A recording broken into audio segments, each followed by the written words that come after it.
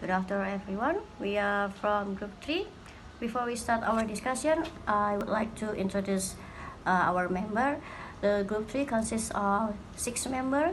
They are Julia E.T. Kajakoro, Naura Fajriani S. Putri, Mariana E.M. Muskanan, Apia Tule, me myself Fatimah Puri Sambada, and Ira Novinda. So, the first one, I want to tell about the article identification. So, for the title of article is, of course, about Queen and Davison on translation and interpretation. And for the author is Queen and Davison, Queen and Davison. And for the title of the journal consists two. They are word and object, and also inquires into truth and interpretation. And for the year of publication is 1960 and 1984. And then the next one is about the introduction. In introduction, we'll be examining the conception of language and meaning proposed by William Orman Quine and developed by Donald Davison. In this article, explain about translation and interpretation in two different views, Quine and Davison. Theory language, theory of meaning, and speaker's knowledge and radical interpretation. So, in your opinion, Naura and Leah, what information can you get from this article? Okay, thank you Fatima. I'm Naura Fajriani Putri and I want to tell about the informations what we got from this article. So, this Queen's term about radical translations refers to translations of a language that is unrelated to history or culture of a language people that are familiar with. So, radical translations cannot be assumed to have a pure understanding of language in questions or to use bilingual translator. Hello, my name is Julia Kajakorov. So here, Davidson's radical interpretation is an attempt to understand a foreign community without the benefit of prior knowledge of what its members think or what their words mean. Yes, Julia. So, Queen's radical translations and Davidson's radical interpretations shouldn't be considered as competitors because the both of two use the same methodology, but the two contexts used to answer the different questions. Moreover, interpretations is wider than translations because interpretations can interpret the sentences that cannot be translated. Yes, Naura, and Quine's first explicit treatment of radical translation appears a collection entitled On Translation 1958.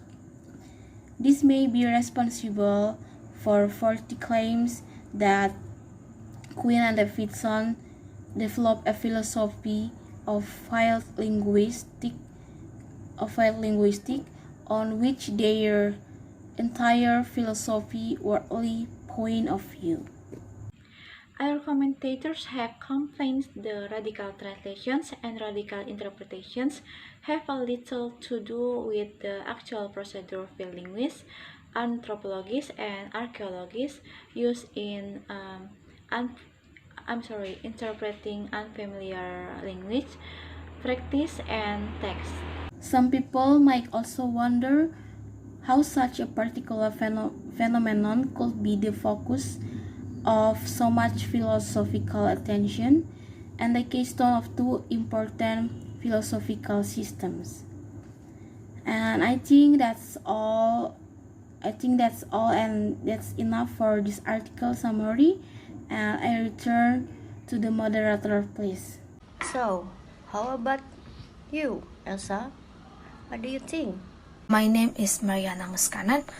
Okay, the first point is this article is really interesting because we can find that more respond on fact and compress them with the statement made by Quine and Davidson.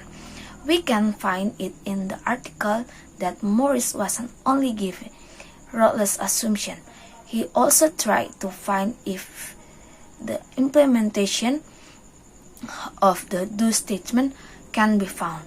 This is one of the positive aspect found in this article. For example, Morris explained his understanding of do statement by using context that is familiar for us readers and made it easier for us to understand. Not only did he made explain based on his understanding of the do statement, he also included his own opinion about the statement mentioned. He also provided critics and assumptions about the statement made by the do and suggests more effective and easy to understand statement for us reader. So, how about you, Ira? What do you think about this article? Hi, I'm Ira Novinda. This article is recommended to study. This is why we recommend you to also read the do statement directly and give your own understanding, so you can match it with Morris' interpretation. As we have mentioned before, that Morris will give his own assumption and explanation based on his understanding. We cannot help but find the most of the times he will be truthful on himself and pretty much giving his own understanding of the doer statements. It's also like we are seeing the doer's opinion behind Morris' choices. Many were being dictated by Morris to interpret the doer statements by Morris' explanation for us. This can be bad, because we are suggested to understand the doer statements only from Morris' side. This is why we recommend you to also read the doer statements directly and give your own understanding, so you can match with Morris' interpretation. Interpret the doer statements by Morris' explanation for us. Hello guys, my name is Aprio Tule, and now I will provide the conclusion of this presentation about Quine and Davidson on translation and interpretation. As far as language is concerned, Quine thinks that the basic facts which are objectively available are facts about the speaker disposition to assent and dissent from sentence. Even these aren't always obvious stuff. A sign of assent in one culture may look very like a sign of dissent in another. So, the fluent linguist has some work to do before she can be confident even these basic facts. And then about the vision holds that the basic evidence available to the fluent linguist is which sentence of the native think are true and which they think are false. He supposes that the fluent linguist can tell which sentence of the native think are true without yet knowing what the sentence mean or what other beliefs the native have. I think that's all about the conclusion of this presentation. Thank you. That's all from our group. If you have any question, let us know. Thank you and good afternoon.